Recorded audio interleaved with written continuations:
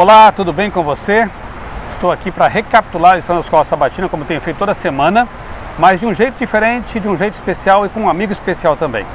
Eu convidei o pastor Eleazar Domini, meu amigo de lives, amigo de pregação, amigo de ministério, de missão, para nós conversarmos um pouco sobre a lição 4 da Escola Sabatina, que neste trimestre, você já sabe, estamos aí estudando o tema da morte, do estado do ser humano na morte, da esperança da ressurreição. Está uma lição maravilhosa, muito importante, você não pode perder. E estamos num local também muito significativo. Aqui atrás de nós, na verdade esse espaço todo aqui é o complexo do World Trade Center, em Manhattan, Nova York. E atrás de nós, você pode ver ali um pedacinho, e está vendo agora na imagem também, da Freedom Tower, o prédio que foi construído após o famoso atentado do 11 de setembro aqui, os terroristas derrubaram as torres gêmeas do World Trade Center. E você vê uma mureta ali, aquilo na verdade é um fosso, veja aí nas imagens também para entender melhor, é um fosso, são dois fossos, local onde estavam localizadas as torres gêmeas. E nesse fosso há uma mureta com nomes de pessoas, nome das mais de 3.000 pessoas que morreram no atentado terrorista do 11 de setembro. Por isso que eu disse que esse é um local especial e apropriado, infelizmente, né? Apropriado para estudarmos, mas felizmente, porque o estudo que nós vamos fazer fala da esperança da ressurreição. E com certeza, muitas dessas 3.000 pessoas um dia estarão na eternidade, foram salvas por Jesus e terão a vida eterna. Pastor Eleazar, obrigado por aceitar o convite. Sua saudação para os nossos amigos. Olá, queridos, tudo bem com vocês? É uma alegria, não é, poder recapitularmos a lição da Escola Sabatina, estudarmos este que tem sido um tema realmente muito importante. É um tema doutrinário que basicamente nós temos assim a Igreja Adventista e talvez uma outra denominação que tem um pensamento correto, bíblico acerca do estado dos mortos, mas ao mesmo tempo está no local onde diversas pessoas, não é, perderam a vida. E aqui nós temos, na realidade, são histórias, né? Sim. Por trás de cada nome ali tem histórias, tem ligações feitas. Havia sonhos, havia esperanças. Que se desfizeram em um momento de loucura de alguém. Então, é um local especial para falarmos desse assunto, que é um assunto tão importante. Aqui próximo a um museu, né, um memorial do 11 de setembro. É um local assim muito... ele mexe com a gente, né? Ali eles têm gravações das despedidas, pais, mães, filhos, amigos que antes de... sabendo já que provavelmente iriam morrer, ligaram para seus parentes, amigos, cônjuges e se despediram. Então isso é muito marcante, é muito comovente até. Mas a lição vem nos recordando de um assunto bíblico que fala de esperança. Louvado seja Deus por isso. E por isso estamos aqui para falar dela. A lição 4, a esperança no Antigo Testamento, tem sido realmente temas muito importantes. Ainda estamos analisando o que a Bíblia fala no Antigo Testamento a respeito do ser humano, do estado do homem na morte, da esperança da ressurreição. E o Dr. Alberto Tim, que é o autor da lição, inclusive foi meu professor no mestrado em teologia, é nosso amigo, né? Tem sido lições muito boas. Obrigado, pastor Tim, né, por nos brindar com esses conteúdos maravilhosos. E a lição dessa semana focaliza basicamente 4 livros da Bíblia: Jó, Salmos, 2 Salmos, Isaías e Daniel. Fantástico tema. E ela começa já com um verso para memorizar, que é Hebreus 11, 17 e 19, versos que dizem o seguinte: pela fé, Abraão, quando posto à prova, ofereceu Isaque. Aquele que acolheu as promessas de Deus estava a ponto de sacrificar o seu único filho. Abraão considerou que Deus era poderoso até para ressuscitar Isaque dentre os mortos, de onde também figuradamente o recebeu de volta. Então nós vemos ao longo do Antigo Testamento textos que afirmam essa esperança da ressurreição dos mortos. Abraão sabia que, mesmo oferecendo Isaque, ainda que não compreendesse o que estava acontecendo muito bem, mas se foi Deus quem mandou, ele obedeceu, como ele era um amigo de Deus, obedecia a Deus, ele sabia que ou Deus proveria um meio, ou Isaque ressuscitaria depois disso. Enfim, a lição, então, como eu disse, se divide em alguns... ela usa esses livros e partes da Bíblia para fazer uma reflexão importante, começando com Jó. E eu soube aqui, não sabia desse detalhe, né, que o personagem preferido do meu amigo Eleazar é justamente Jó, né? Eu estou aqui fazendo uma semana de oração na igreja do pastor Eleazar. Ele é pastor de 2 igrejas aqui em Bethel e Waterbury. E estou ali pregando sobre criacionismo. E ao virmos para cá para fazer algumas filmagens em Nova York, eu fiquei sabendo desse detalhe da vida dele, né? Que Jó é o seu personagem preferido. Pastor, antes de falarmos aqui sobre Jó e a morte, por que você escolhe Jó como seu personagem preferido na Bíblia? Limites, né, de sofrimento. Eu acredito que além do Senhor Jesus Cristo, porque é incomparável o sofrimento, Cristo sofreu um desgaste não apenas físico, mas assim mental, emocional, assim violento, da maior magnitude possível. Eu acredito que nenhum ser humano tenha passado pelo que Cristo passou. Porque não foi só físico também, foi espiritual emocional, mental, algo assim realmente excruciante. Enfim. Mas eu acredito que depois do Senhor Jesus Cristo, o único ser humano que enfrentou assim provas que são realmente duras, eu não teria outro. Jó, eu perder tudo, absolutamente tudo, filhos, saúde, bens, se tornou praticamente um indigente, né? Então, e a história dele nos ensina que é muito fácil ser cristão quando tudo vai bem, né? Agora, quando você perde o chão, quando tudo desaba, você ainda louvar a Deus, é fantástico, né? Sem dúvidas. Eu gosto da história de Jó, porque na história de Jó, assim como no verso para memorizar, nós encontramos a esperança que movia Jó. Você leu sobre Abraão, na parte introdutória, no livro de Hebreus, falando que Abraão acreditava que Deus era poderoso o suficiente para trazer, se fosse necessário, Isaac à vida outra vez e cumprir a promessa de que ele seria o pai de muitas nações. E aqui está a chave, a solução para o problema da morte, para o problema do pecado, enfim. Quando você vai para o livro de Jó, a esperança é a mesma. Eu sei que meu Redentor vive, ele vai se levantar sobre a terra e eu verei a ele, né? Mesmo que minha carne seja desfeita, um dia ele vai me ressuscitar e eu vou olhar a face do Senhor. Com esses olhos, né? Não com outros. Então Jó ele fala de ressurreição corpórea também, né? Sim. Então, aí, esses textos bíblicos, eles já nos fornecem, eu diria assim, o embasamento teológico para a doutrina do estado do homem na morte. E a solução para o problema da morte não está na encarnação, reencarnação, não está na transmigração da alma. Isso, vai para o céu, vai para o inferno, vai para o limbo, vai para o purgatório. Não. A solução oferecida pela Bíblia é na ressurreição. Veja, Abraão não estava... A Bíblia não diz assim, Abraão creu que Deus era poderoso para fazer Isaac reencarnar e cumprir a promessa. Ir para o céu imediatamente. Sabe? Não. Creu que Deus era poderoso para fazer uma ressurreição, para trazê-lo à vida outra vez. Jó acreditava na mesma coisa, que ele veria a Deus. E a síntese, se poderíamos dizer, da parte de domingo, onde fala sobre Jó, era exatamente essa. Olha, eu verei a Deus. Como que você vai ver a Deus, Jó? Você está doente com uma doença que a Bíblia fala. Jó, ele se coçava da planta dos pés, debaixo do pé, até o alto da cabeça. Ele se coçava e a coceira era tão grande que ele usava cacos de telha para raspar. Ele chegou numa situação deplorável. A Bíblia fala, ele mesmo escreve que o hálito dele era como o hálito da morte. Então, nós temos aqui uma situação de praticamente um homem, um morto-vivo, né? O Jó estava só esperando o dia que ele ia morrer. Em tudo isso, porém, Jó não pecou, não atribuiu a Deus falta alguma, ao contrário, ele adorou. Ele disse, nu saí do ventre da minha mãe, nu tornarei para lá, ou seja, eu vou morrer. Mas no capítulo 19 ele disse, eu verei a Deus. Só que a esperança de ver a Deus não é através da imortalidade, ele vai subir com a alminha para o céu. Não, eu vou ver com esses olhos aqui, não é com da alma, com estes olhos que a terra um dia vai comer, mas um dia eu vou ressuscitar. Então a esperança de Jó consiste na ressurreição. Tem frases de Jó que são assim tremendas, né? E aí você começa a entender por que o pastor Eleazar escolheu esse personagem, né? Ainda que Deus me mate, nele esperarei. Olha só. E aí ele fala, né, que o meu Redentor vive e eu também vou viver um dia.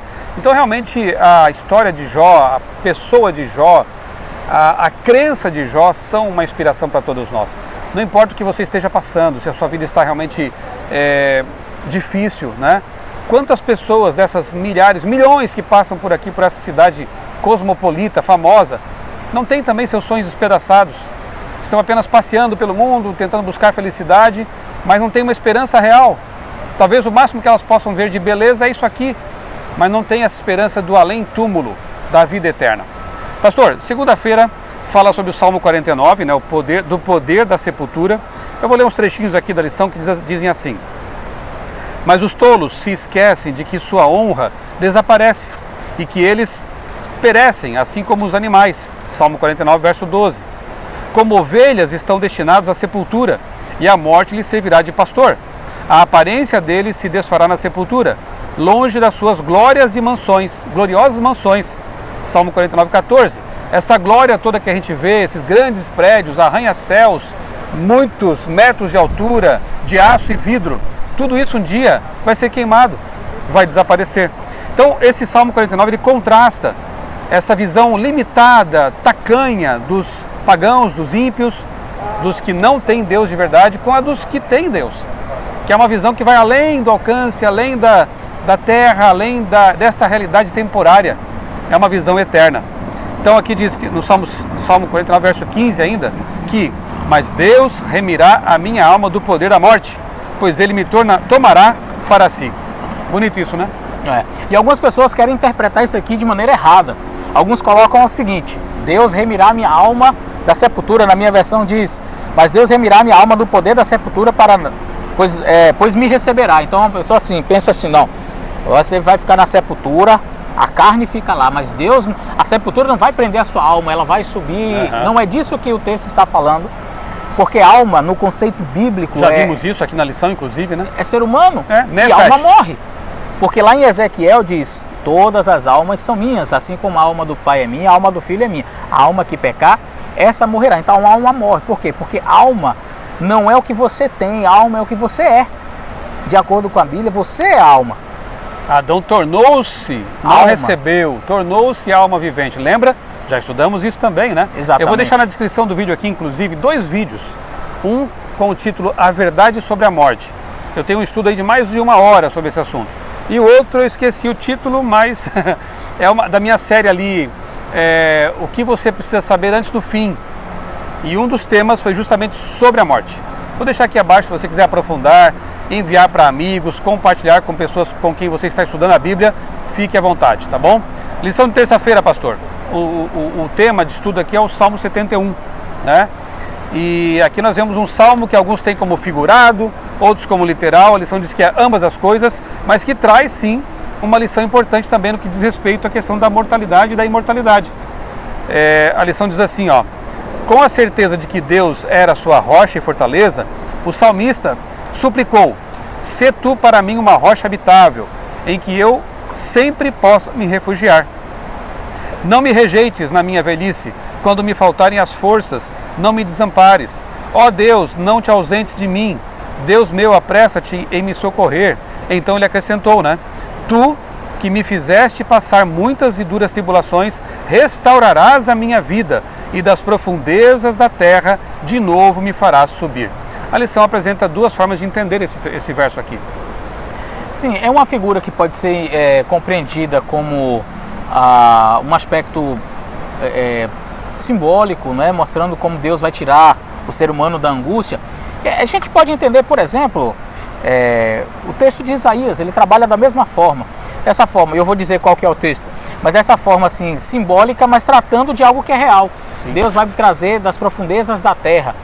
Qual é a ilustração que ele tem? Eu só usar assim, das profundezas da terra? Como assim das profundezas da terra? Por que ele não diz, Deus me trará do espaço sideral? Porque ninguém vai para lá, entendeu? Ele usa de uma figura de linguagem para falar do seu momento de angústia, que ele está lá no fim, lá no poço, lá no momento de angústia, mas retratando algo que é real, as profundezas da terra. Quando sairemos de lá? Quando? Se nós morrermos, seremos ressuscitados. Ele está usando de uma figura de linguagem que de fato é algo concreto. E eu falei de Isaías, o que eu estava mencionando. Isaías diz que Deus seria conosco, E aí no Isaías 40 vai falar ainda, deixa eu ler com vocês, porque é um texto muito interessante. Isaías 41, Se você 43. tem sua Bíblia aí com você, é um momento bom para você abri-la ou acessá-la no celular para conferir também os textos aqui, né? Isso é muito bom. Isaías 43, 2, Deus não temas, eu sou contigo. E aí diz assim no verso 2, quando passares pelas águas, estarei contigo. Quando pelos rios, eles não submergirão. Quando passares pelo fogo, não te queimarás, nem a chama arderá em ti. Nós entendemos que aqui ele está falando de momentos de angústia, passar pelas águas, passar pelo fogo, ou seja, a tribulação, a aflição. Mas de onde que ele está tirando essa figura de linguagem aqui? Você entende que passando pelas águas, o povo de Israel, o mar se abriu, os rios, o rio Jordão se abriu, não é? A fornalha a fornalha foi pós isso daqui, mas você vê que mesmo usando dessa figura de linguagem, a gente vê a concretização. Deus em meio ao fogo, Exato. Né? Em meio às águas, ali as lutas, provações, tribulações. Então, é a mesma figura de linguagem que o salmista usa. Ele fala de uma realidade, da ressurreição, e ele faz um paralelismo trazendo para uma linguagem mais figurativa, quando nós estamos num momento de angústia e seremos retirados das profundezas da terra, dessa angústia, não é? Aqui no fim da lição, sempre traz aqui uma pergunta para reflexão, né? Aliás, você tem estudado a sua lição? Aproveite essa oportunidade, né? Nós temos esse chamado, alguns chamam de maná, e não deixa de ser, né? É o pão diário, porque a lição, na verdade, tem como objetivo nos aproximar mais da Bíblia, nos fazer conhecer mais a palavra, ter contato diário com a palavra. Não perca essa oportunidade. Não sabemos por quanto tempo essa liberdade, essa aparente segurança ainda existirão. Não sabemos por quanto tempo teremos ainda a liberdade de ler a Bíblia, de estudá-la e pregá-la publicamente. Então aproveite esse momento de bonança antes que venha a nova tempestade definitiva, né? A pergunta que a lição faz aqui na terça-feira é a seguinte, ó. Todos nós já passamos por momentos terríveis de desânimo, quem nunca, né? No entanto, manter o foco no modo pelo qual o Senhor atuou em nossa vida no passado pode ajudar-nos a seguir em frente com a fé e confiança nos momentos em que Ele parecer distante. É uma pergunta, mas acabei falando como uma afirmação aqui, né? Porque é uma afirmação, né? Como que isso pode nos ajudar? Quando nós entendemos que Deus está nos guiando, nos conduzindo, não nos livrando sempre das chamas e nem das águas, mas atravessando conosco, isso nos motiva e nos ajuda a não desanimar, mesmo diante de coisas ruins que virão. Quarta-feira, pastor, aqui os textos são Isaías 26, Malaquias 4, mas o foco mesmo é Isaías 26. Eu vou ler uns trechinhos aqui, ó. No livro de Isaías, a esperança da ressurreição é ampliada de forma significativa. Enquanto as alusões anteriores à ressurreição foram expressas especialmente a partir de perspectivas pessoais, Abraão, já vimos aqui, né, Abraão, Jó, perspectivas pessoais. Aqui em Isaías, ele fala de incluindo a si mesmo e a comunidade da aliança. Então é para todos a esperança, na verdade. Isaías 26 contrapõe o destino distinto dos ímpios e dos justos. Por um lado, os ímpios permanecerão mortos após a segunda morte, como Apocalipse 21 ensina, né? E jamais serão trazidos à vida novamente. Eles serão completamente destruídos. Malaquias fala de cinzas debaixo dos pés, né, dos salvos, destruídos. E toda a sua memória perecerá para sempre. Essa passagem enfatiza o ensinamento de que não há almas nem espíritos sobreviventes que permaneceriam vivos após a morte.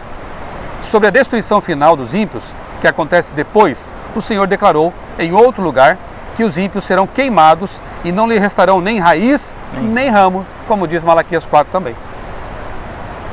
Então nós temos aí o destino, né? Escolhas, né? São as escolhas que fazemos. Essas escolhas vão determinar o nosso destino. O Salmo 1 é um salmo muito interessante. Ele fala de dois caminhos, de dois grupos e de duas assembleias. Ele está inclusive em um paralelismo.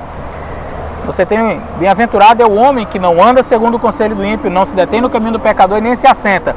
Tem uma progressão aí de verbos: andar, parar, sentar. No verso 1, o justo é que não senta na congregação do ímpio. Mas no final, pois o Senhor conhece a... Deixa eu ir. Aqui eu tento lembrar o salmo. Eu tenho ele decorado, mas o último verso... Deixa eu pegar. O verso diz: porque o Senhor conhece o caminho do justo, mas o caminho do ímpio perecerá. Então você tem o caminho do ímpio perecendo.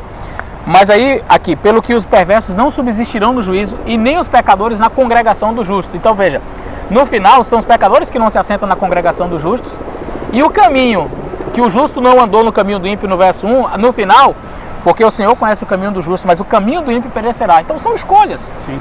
Você vai escolher se você quer assentar-se ao lado de Jesus, viver a eternidade com Ele e ter o seu caminho conhecido por Deus, porque o Senhor conhece o caminho do justo, ou se você quer assentar-se na roda do escarnecedor, andar no caminho do escarnecedor, assentar-se com a congregação do...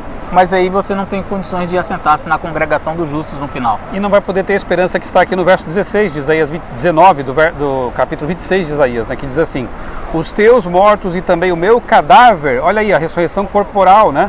E o meu cadáver viverão e ressuscitarão. Despertem e cantem de alegria vocês que habitam no pó, porque o teu orvalho, ó Deus, será como o orvalho da vida, e a terra dará a luz dos seus mortos. Que esperança maravilhosa, né? Você percebe que esse texto ele combina com aquele do Salmo? Sim. Porque a pessoa que diz, não, mas o salmista não disse que é o corpo, disse que a sepultura não vai segurar a alma dele. Mas como é que eu sei? O Isaías, quando fala da mesma coisa, diz, vai ressuscitar o meu cadáver. Ou seja, a sepultura não vai ter poder sobre o cadáver da pessoa que morreu. A morte não tem poder, né? Então aquilo que a Bíblia oferece, a solução para o problema da morte, ressurreição. Sim.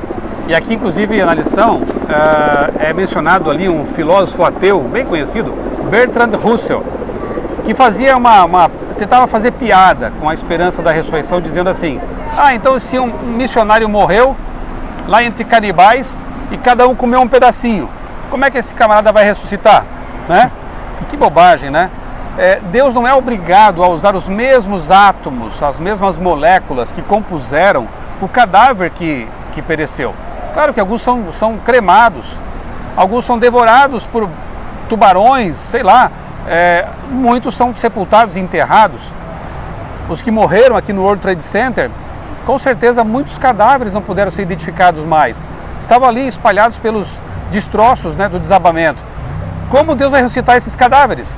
É óbvio que não precisa ser o mesmo corpo, né? E nem vai ser mesmo, porque lá em 1 Coríntios 15, Paulo diz que isto que é corruptível vai ser revestido de incorruptibilidade. Isto que é mortal se revestirá de imortalidade. Então Deus trará de volta à vida um novo corpo. E Ele pode usar átomos e quarks e leptons, né? E subpartículas de outros lugares, ou até criá-las do nada. Ele é o Criador Todo-Poderoso. Ou quem disse que essas partículas poderiam, por exemplo, ter deixado de existir? Elas podem estar em qualquer lugar, sabe? Deus pode...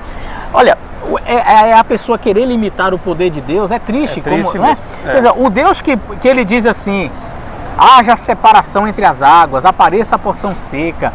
O Deus que pega um lodo, modela com as mãos e depois sopra e passa a ser alma vivente, não pode pegar e trazer à vida quem Ele quer, com as mesmas memórias, inclusive, sim, como disse Jó, com esses olhos, não com outros. É claro, como você disse, revestido olhos imortais.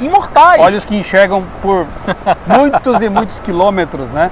Então Deus, Ele cria um corpo novo e coloca de volta ali naquela mente possante, naquele cérebro perfeito, as memórias, as emoções, o caráter, né, daquele que dormiu no pó da terra ou em qualquer lugar que tenha morrido. É você de novo, agora num novo corpo, num corpo glorioso. É uma esperança maravilhosa. E finalmente aqui, pastor, na quinta-feira, aqueles que dormem no pó. E o foco da lição é o capítulo maravilhoso, um dos que eu mais gosto de ler. Eu amo o livro Daniel, mas o 12 é assim de tirar o fôlego, né? Que na verdade é uma continuação, fechamento do 11, né? Ali aparece Miguel, aparece a promessa da ressurreição. Daniel recebe a promessa de que ele também vai levantar dos mortos para ver tudo cumprido, né? Pastor, só assim uma pincelada, porque nos nossos canais, sim, há vídeos que explicam quem é Miguel. Sim, sim. Se você for ao Fala Sério Pastor ou ao meu canal Outra Leitura, colocar no buscador Miguel, você vai encontrar ali vídeos que explicam, sim, quem é Miguel. Mas assim, rapidamente, pastor, quem é o arcanjo Miguel? É um anjo só? Não pode ser. É como dizer que Jesus é só um homem. As pessoas que dizem, Jesus não pode ser Deus, que ele é homem. Outros vão questionar a divindade de Miguel, porque ele estava como anjo. Jesus, ele se apresenta como Miguel, ele se apresenta... Exato, é o verbo. Ele sempre está entre as suas criaturas. Então, ele como anjo esteve ali entre as suas criaturas, como homem ele esteve entre nós. Isso não diminui a sua divindade. Mas, direto ao ponto, O livro de Daniel, ele traz macrovisões, assim, visões assim lindas. O livro de Daniel tem parte histórica e tem parte também profética. E ele tem algumas visões, as chamadas grandes visões. E essas visões, elas apresentam os reinos, ela traz a história do planeta Terra, apresentam reinos, a sequência deles, a destruição, como que as coisas iriam acontecer, mas elas sempre culminam com o aparecimento de Jesus. Sim. É a pedra que é atirada sem mãos, é o retorno de Jesus que destrói o pé da estátua. Mas no dia daqueles reinos virá, e aí você vai ter o ancião de dias e o filho do homem sendo dirigido. Então no final... grande príncipe. Exatamente. No final de cada capítulo, de cada grande visão, você tem a aparição de Jesus Cristo. Aí você diz assim, mas aí não é o final, pastor, e o capítulo 12 é o início. Veja, a Bíblia não foi dividida em capítulos e versículos. E os versículos iniciais do capítulo 12, na realidade, é um encerramento, vamos dizer, a parte final da grande visão descrita no capítulo 11. Então nós temos grandes visões. Na visão no capítulo 2, nós temos a visão no capítulo 7, nós temos a visão do capítulo 8, nós temos o anjo explicando o capítulo 9, nós temos a visão ali no capítulo 11. Então veja, o capítulo 12 é a finalização. E quem aparece no final? Miguel. Se Miguel não for Jesus, saiu de um padrão que... E essas visões, elas são... As visões descritas em Daniel, elas seguem uma regra que é a repetição e ampliação. Sim. Você olha a estátua, tem os reinos. Aí você vai para o capítulo 7 e aparecem os animais. E que são esses animais? Os reinos. Ué, mas por que então repetir? Repetir e ampliar. Mais Ele detalhes. Vai dar detalhes. Capítulo 8, mais animais, chifres. E o que acontece? Mesmos reinos, com exceção de Babilônia, que já tinha caído, e amplia. E aí o capítulo 11, reino do norte, reino do sul, a mesma visão, as mesmas cenas. Como é que termina o capítulo 2? Com Jesus. Como é que termina a visão do 7? Com Jesus. Como é que termina a visão do 8? Com Jesus. Agora a visão do 11, não tem Jesus, é um anjo. Não faz sentido, foge a proposta literária. E tem mais, né? Paulo diz, né, que a voz do arcanjo os mortos ressuscitarão. O arcanjo é Miguel. Se ele ressuscita mortos, não pode ser apenas um anjo, porque somente Deus é quem pode dar vida, ressuscitar mortos. Exato. Então, na verdade, afirmar que Miguel é apenas um anjo, isso sim é uma heresia, porque é fazer o que Lúcifer sempre quis, rebaixar Jesus. O arcanjo Miguel, que está acima dos anjos, esse é Jesus. Mas enfim, é uma explicação bem rápida para detalhes que você pode encontrar em nossos canais. Sim. Só colocar Miguel lá nos buscadores, né? Visto que cada uma das grandes visões, isso é explicado já, né, do livro de Daniel, culmina com a manifestação de Cristo e seu reino, isso também deveria ocorrer com relação a essa passagem específica. Os textos do Antigo Testamento e considerados até aqui, Jó 19, Salmo 49, Salmo 71, Isaías 26, falam da ressurreição de pessoas justas, mas Daniel fala da ressurreição de justos e injustos. Quando Miguel se levantar, muitos dos que dormem no pó da terra ressuscitarão, uns para a vida eterna, outros para a vergonha e horror eterno. Daniel 12, 2. Interessante que João 5, 28 e 29 fala da mesma coisa. Uns para a ressurreição da vida, outros para a ressurreição da condenação. Mas pastor, não são todos, por que fala muitos aqui? Então, veja, quando você vai no livro de Apocalipse, você vai ver uma passagem que fala da ressurreição dos justos, e o texto diz assim: o restante dos mortos não reviveram até que os 1000 anos se acabassem. 21, né? Exatamente. No capítulo 20. Verso 5 diz: mas os outros mortos não reviveram até que os 1000 anos se acabaram. Esta é a primeira ressurreição. Ora, então a Bíblia fala de pelo menos duas. Essa é a primeira, tem uma mais. E aí você tem a segunda ressurreição, que ocorre após 1000 anos. Só que, quem é que ressuscita nessa segunda ressurreição aqui? Os ímpios. Porque os justos ressuscitaram e foram para o céu. Como que a gente pode entender a passagem onde Cristo diz assim: doravante, falando para Anás, Caifás, aqueles que estavam matando ele, doravante verás o Filho de Deus vindo nas nuvens do céu, não na Nova Jerusalém, que a Nova Jerusalém desce depois do milênio, quando os ímpios são ressuscitados. Mas ele fala: doravante verás o Filho de Deus vindo nas nuvens do céu com poder e grande glória. E aí você vai no livro de Daniel e ele não fala os mortos. Se fosse os mortos eu entenderia, todos. Sim. Mas ele diz: muitos dos que dormem. Pastor, tem um em Apocalipse também, né? Apocalipse 1:7, né? Isso. Todos, eis que vem com as nuvens e todo olho verá. Até mesmo os que o traspassaram foram soldados. Exato. Como que esses soldados, Anás e Caifás, verão Cristo em sua segunda vinda? É um detalhe que às vezes passa um pouco batido. Quando o assunto é ressurreição, a gente entende que numa explicação mais geral, a gente fala da primeira ressurreição dos salvos e da segunda dos ímpios. Mas tem um detalhe aqui, uma sutileza interessante. E aí, quando Daniel, no capítulo 12, diz, no verso 2, e muitos dos que dormem, não diz todos, não diz os que dormem, diz muitos, ressuscitarão, uns para a vida e outros para a vergonha e desprezo eterno. Peraí. Então aqui agora a gente tem um contexto que está falando de uma ressurreição, onde dois grupos ressuscitam juntos, ímpios e justos, mas um vai para a vida e o outro vai morrer novamente. Uau! Então, é justamente esses que o próprio Jesus identifica. Vocês vão ver, eu voltando nas nuvens do céu, eles vão ver, vão testemunhar Jesus voltando e vão morrer outra vez. É uma ressurreição parcial. É a ressurreição parcial. Aí você tem a ressurreição geral, que vai ocorrer após o milênio, quando esses vão ressuscitar outra vez. E Ellen White, ela chega a dizer que os mais cruéis, acérrimos perseguidores da igreja, do povo de Deus, verão o que fizeram. Cristo voltando e depois morrem 3 vezes. São 3 vezes. Já morrerão da vinda de Cristo e morrerão para sempre após o milênio. Bom, que terrível, não? Escolhas. Esse é o lado ruim da história, mas há o lado bom. Você pode fazer parte do lado bom. Você pode... Volto à questão do World Trade Center. Entre as mais de 3.000 pessoas que morreram aqui neste local, quantas será que estavam preparadas para a ressurreição quando Cristo voltar? Quantas será que morreram perdidas? Só Deus sabe.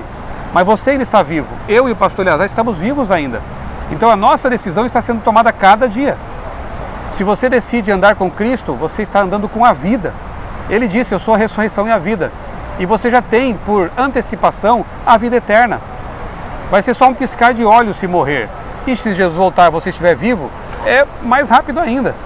É uma transformação instantânea. Você já herda tem um novo corpo, a sua vida continua, mas agora onde não haverá mais dor, sofrimento, mais lágrimas, mais morte, injustiças. A escolha é sua. Escolha sabiamente. Do Antigo Testamento até o Novo Testamento vemos essa esperança maravilhosa. Essa verdade básica e fundamental. Os mortos não morrem para sempre, se estiverem com Jesus em vida. Os mortos dormem no pó da terra e acordam por ocasião do chamado do Arcanjo Miguel. Faça a sua escolha. Pastor, pode orar conosco? Sim. Querido Deus e Pai, nós estamos nos últimos momentos dessa terra, Senhor. E sabemos que precisamos fazer a escolha verdadeira, a escolha de estar ao Teu lado. Por favor, Senhor, nos permita estar contigo e se porventura a morte vier nos tragar, termos a esperança da ressurreição. Guarda-nos do mal e protege aqueles que nos assistem nesse momento. Que façam as escolhas corretas, que levem à vida eterna. Em nome de Jesus. Amém. Amém. Um grande abraço para você. Que Deus abençoe grandemente a sua vida e também a sua família. Amém.